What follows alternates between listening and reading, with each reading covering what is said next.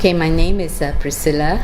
I'm a play therapist and I've been on this job for the last 2005 until now, the last 13 years, okay? So I work with children who have poor mental health, and over the years of work, the most serious problem that I have seen is actually on bullying.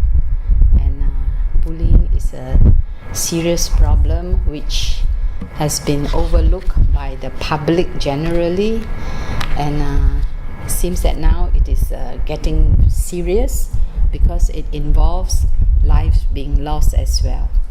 So bullying is a behavior by an individual or a group, usually repeated over time, that intentionally causes harm to another individual, either physically or emotionally. So it is very important that everyone must put focus in this area, right? So bullying, as I always said, is a learned behavior, and anything that is learned, it can be unlearned, right? And we must be aware, especially the bullies must be aware of the consequences, as this is a crime. It is not a fun activity that can carry it out and say, oops, I'm sorry, I'm not aware about it, I don't mean to hurt the person, it was just meant to be fun, too bad that she cannot take it, right? I mean, it's nothing serious, why does she has to feel so sore over the whole thing? Yeah, so it cannot be allowed to spread. And very important, the standard operating procedure must be in place, whether it is in a school or whether it is in the office or whether it is in college, right? So bullying is also termed as an abuse behavior from an individual or a group to another with the thought of hurting another mental health well-being. So what I always focus on is to vent out your anger on someone is a sign of your weakness. It is never your strength. And we actually see a lot of angry people around, and we wonder why. So like I always tell many parents and teachers, right? We need to understand the child development cycle, because it is not something that just dropped down from somewhere. Now, if a child that is being brought up in a happy environment, peaceful environment, there is no such thing as hurting another person out there. But if the child grew up in an abusive environment, and worse, the child is being bullied by someone, then it becomes something serious, and when the child grows up, he will then become a bully himself. And this is very serious, right? Yeah. So we need to really look at it seriously. So many times I always ask young people, what is the intent of making fun of another person, right? So you may think that it is not important. The thought of that person who carry out this act is important. As he or she continues to make fun of another, it may give him a sense of control over someone, and he will feel proud and say, hey, you see, I am now in charge, regardless of whether the person is being hurt or is going to affect the person badly, to the extent of not going to school, right, and have a very poor mental health well-being. And all this boils down to the brain. That's why I'm always been talking about. So we always have this prefrontal cortex, which is our reasonable brain. But at the same time, we also have this emotional brain. That's where the amygdala is. So for people who are always being bullied, or they tend to bully other people, so there is an issue there that causes them not being able to hold themselves well, right? And then the bullying keep on continuing all the time. So I was also being asked, is bullying considered a serious social issue in this era? Yes, it is very, very serious. As we have seen, lives are being lost, not overseas. In Penang itself, we have seen some cases, right? So it is very important that we need to put a stop to all this and do not allow it to spread. And people also ask me, what do I think is more serious? Should it be physical or mental bullying, and why? For me, my view is both are just as critical, right? But mental bullying, or what I always term it as emotional bullying, is very serious and it can be fatal. For physical, the pain will heal, the bruise will go away, right? But then for emotional pain, it will not go away. It will surface again and again, and making the victim feel hopeless, worthless, right? And to an extent, the victim may feel that she does not deserve a place in this society and therefore should not be there. So the ultimate action for her is to commit suicide. And it has also happened to quite a number of cases in Penang. And the other thing I would like to talk on is actually, which is also linked to bullying, is on cyberbullying, right? So it's similar in the extent to verbal or emotional, just that it's a different gadget. Now you see all those bullying remarks on the handphone, and it haunts the patient 24/7 each time when she turns on her phone. So this will also shame the victim tremendously. Okay, and then I'm sure that we may have also read some of the serious cases in Malaysia, especially on Navin's case. I mean, if you all look at go into the Star, you actually see a documentary done by them, which is very serious, and it's very hurt when I watched that video itself. And I've been showing that particular video to many students in the school so that they are aware how serious it can be. So now we need to understand the effects of bullying on victims and also on the bullies. So I see it as a serious mental health problem leading to depression, right? So we will have the students who are being bullied, not wanting to attend class, not wanting to go to school for the fear of being bullied. They may stay at home, right? Lock themselves in the room, and that is bad. And if they are not being helped, then of course it will lead to serious mental health problems. And for the bullies, they must be taught, or they must be told that this is a serious mental health illness in them, wanting to hurt another, right? So what is it about them? They need to probably see a psychiatrist or a clinical psychologist to get themselves access. What is this anger in them that always makes them wanting to go out to hurt another? If not, ultimately the consequence is they will be put behind bars.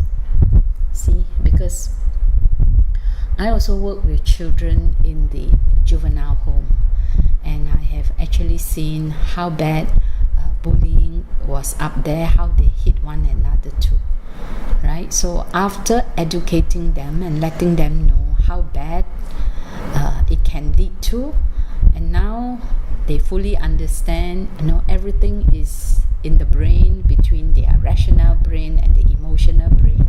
So all this has finally stopped. And the other thing I would add on is like most of the victims who are being bullied dare not voice up.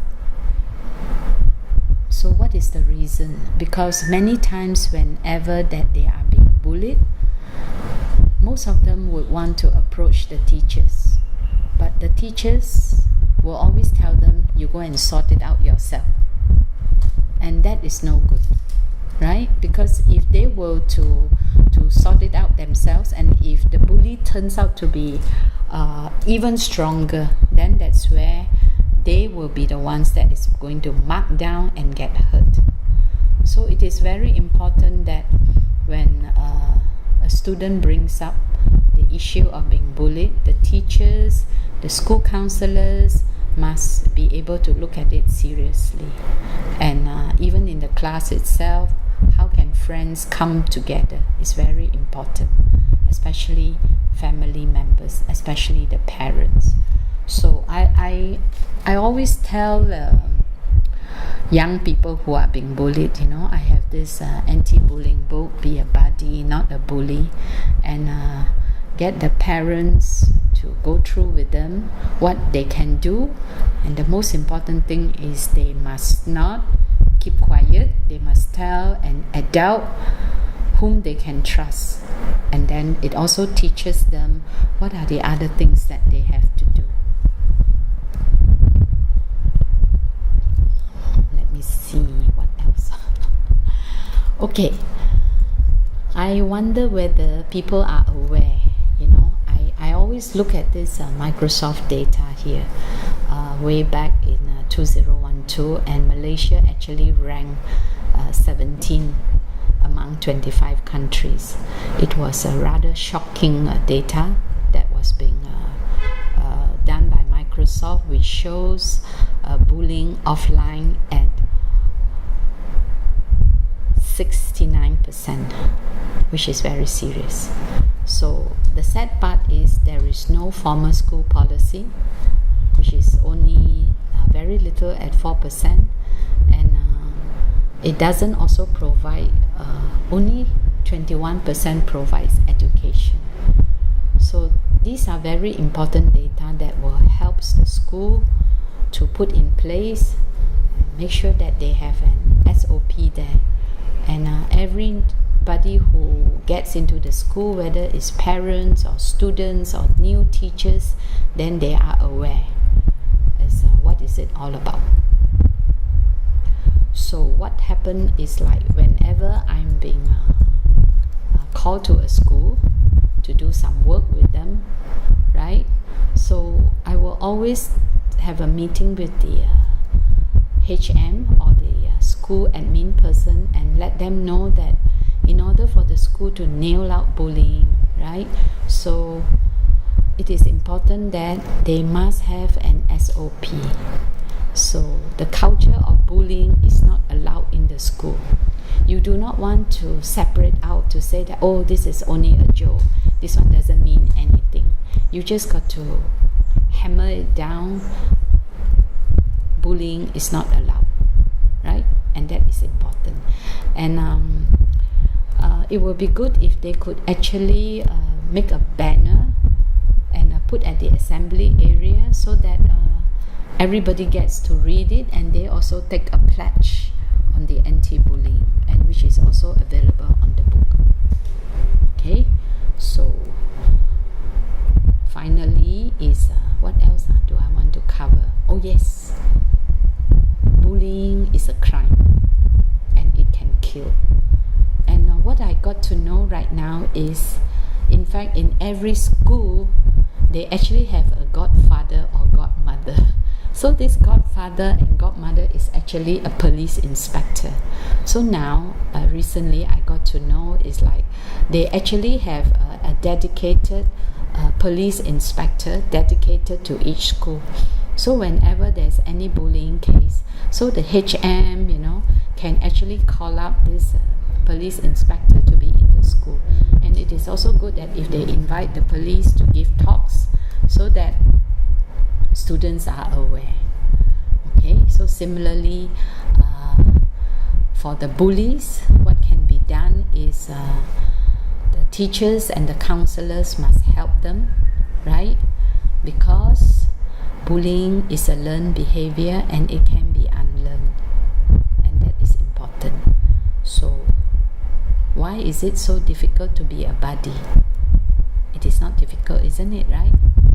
So very important. I always stress on be a buddy and not a bully, and that is important. We need to raise awareness, right? Continuously raise awareness, not once or twice.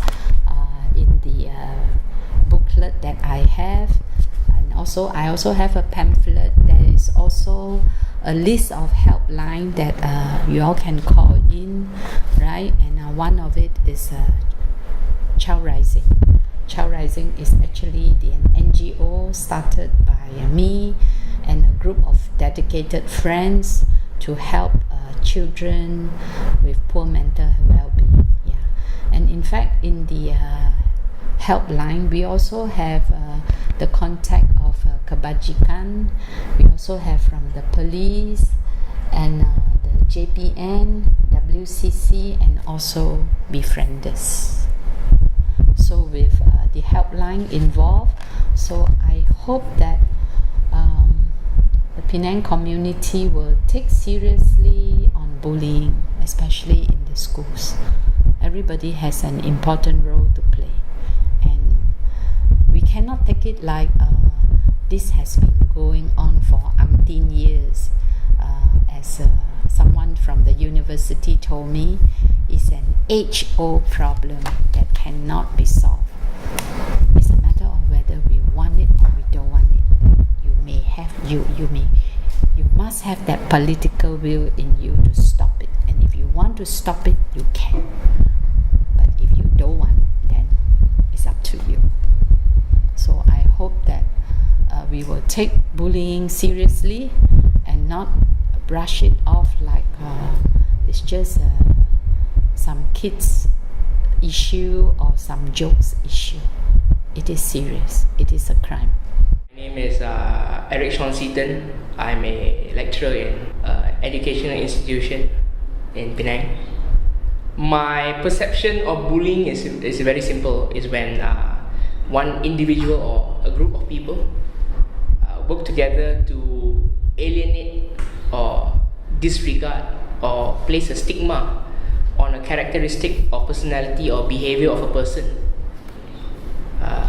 That is what I see as a lecturer now also. I do not support bullying because it does not create a healthy environment for education. It creates a very depressing and anxious environment for the person being bullied. Bullying happens, as what I see from a lecturer here I've been here for 2.5 years. I've seen people being bullied by groups. It's not indirect bullying, but sometimes it's more direct. They say to the person's face that they don't like the person because of they are different than them, or they do online bullying before. We have seen it on confession pages on Facebook, and it's not a very nice thing to see. Yes, you might have feedback to a person or comment to a person, but it should be constructive. It shouldn't be attacking them personally. When you attack someone personally, that's bullying. The same thing happened when I was in school. In secondary school, I seen a lot of my friends getting bullied because they were different. It's either they are different because they are better than those who bullied them, or they are different just because they look different. Personally, I did not support this as well, and there are people who stand up to bullying and they feel that others should not be treated that way. Usually these people who stand up to bullying are those who have been bullied before and they know what it feels to be bullied. Bullying in school could be ranges from violent, aggressive behavior to using words or just using your own parent's name or the person's parent's name to insult them. Like the parent's name sounds like something in English or something in different language. They will use it to insult them, and it is there until today. When I was in early years of my primary school, some of my friends used my surname to insult me, but I took that as a learning curve, and until today they still call me that, but it's fine. It is a lesson learned whereby I don't keep any grudges or revenge. It and it's just they made me who I am today. In primary school also, I've seen a lot of bullying, whereby friends of mine who I'm still very in close contact with have been bullied just because they don't speak a certain language. They come from a certain race or religion, but they don't speak a certain language, so they are bullied. Apart from that, I've seen friends of mine also being bullied because of the color of the skin. Like me last time, I was a bit darker skin tone than my other friends. I was always accepted by my Indian, Malay and Indian Muslim friends, but rarely accepted by my Chinese friends who were from the top classes. I was bullied also last time, I would say, because I was from an arts class. My science class students, science class classmates, schoolmates, I don't call them classmates, they were very against those who were not from science class. They used to call people names like, example, if you go to art stream, your future is black, dark, so it's fine lah. What else? As now a lecturer, you should see things more clearly. When you are a lecturer, when you become a more mature person, you should have a bigger perspective. That's what I teach my students today also, whereby you don't see people based on color of the skin, the language they speak, the religion they have. You see them by their individual self. If you see people by the race, religion, the color of the skin, the language they speak, that is not a very good thing to do. That's why in my classes I always make sure that I treat all my students equally, regardless of race, religion, gender, sexual orientation, hairstyle, whatever fashion. I don't really care about that. It's the person, individual that matters. It's not the outlook they have on life. So you might say something bad about a race, but don't use that one person who is bad to you to represent the entire race. One person who is bad to you and he or she has a different sexual orientation, don't hate the entire group. My name is Alicia. I'm 19 this year and still a student. Ever since young, well, obviously I was bullied because of my race. I'm not a pure Chinese actually. So, and I actually studied in a Chinese primary school. So majority of the race there is obviously Chinese, and I was the odd one. Yeah, and during those times I was treated unfairly and I was mistreated actually. Then how to say, for example, there was one time it was not me who didn't hand in our homework, like primary homework a lot. So it's actually my friend. She was the one who didn't hand in her homework, but our teacher thought that it's actually me. So instead of punishing my friend, she actually punished me. Then when I told her that it's not me, I ended up kena punished to stand outside the class. Then obviously being a young girl, a small little girl, of course I cried, but I chose not to tell my parents because I don't know, it's in me lah.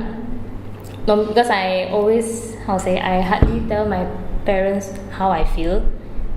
And yeah, so actually bullying is not a nice thing to do. It actually hurt someone's ego. It can actually bring down their self-esteem. And being I'm not trying to say that all Chinese is bad, but that's what I faced during primary school. When they needed my help, then only they would talk to me. But other than that, they basically just ignore me. And a lot of times teachers simply scold and then I was being, what do you call it,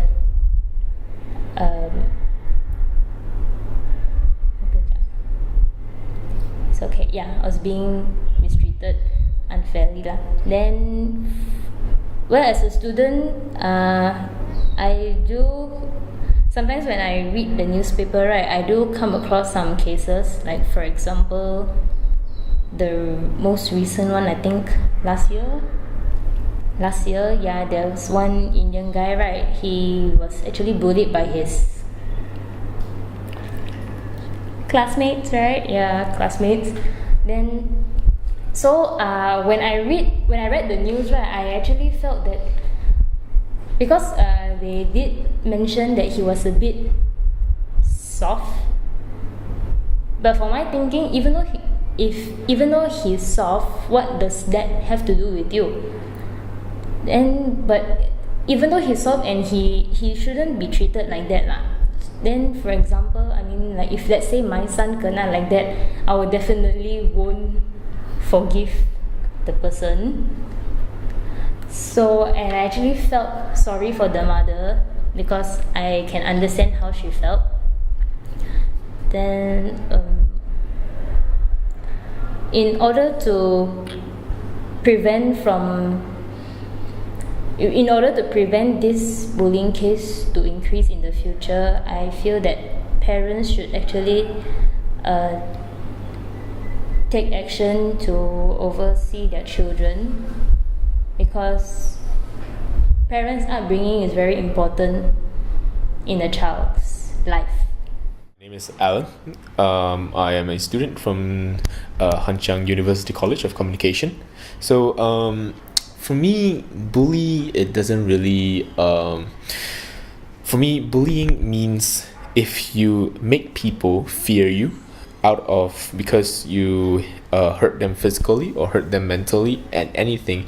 If someone fears you because of something you did to them, that is bullying. And then, so why did I? How did I get to know bullying is when I was a primary school student. I was actually the bully. I throw books at students, I pulled girls' hair, I stole people's food to eat, and then a lot of people feared me. So it wasn't really it felt nice to bully people because you feel strong. You feel like you're like the king of the whole school until the principal managed to get you. But until then, you really think that you can do anything just because you can and no one is there to stop you. But then at secondary school, I was not a bully anymore, but I saw some cases which I'm not sure if they're bully or not, because so in my secondary school we have this culture where if it's someone's birthday, a lot of people will try to take off his pants for no apparent reason. Like, it's just a culture. Just if someone's birthday, you gotta take off his pants, and then you try to lift this whole guy up, and then like just ram his sexual organs onto a pole or onto a wall. Just ram it hard. We have no idea why it happens like this, but it's just like that. We've been told that it's a culture for many years of my secondary school. So why did I start to get really knowing that much about bullying is because when you search the internet, when you read news, all this stuff, you get to know a lot about bullying. Like the last time was this case where a boy was, because he stood up for someone, then because he stood up for someone, he became the target of the bullying. And then after that, after like several years of bullying, I think he took away his life. Yeah, I think that's how the story goes. But it really hurts me. Although I was a bully, I changed. It still feels sad to know that someone died because of bullying.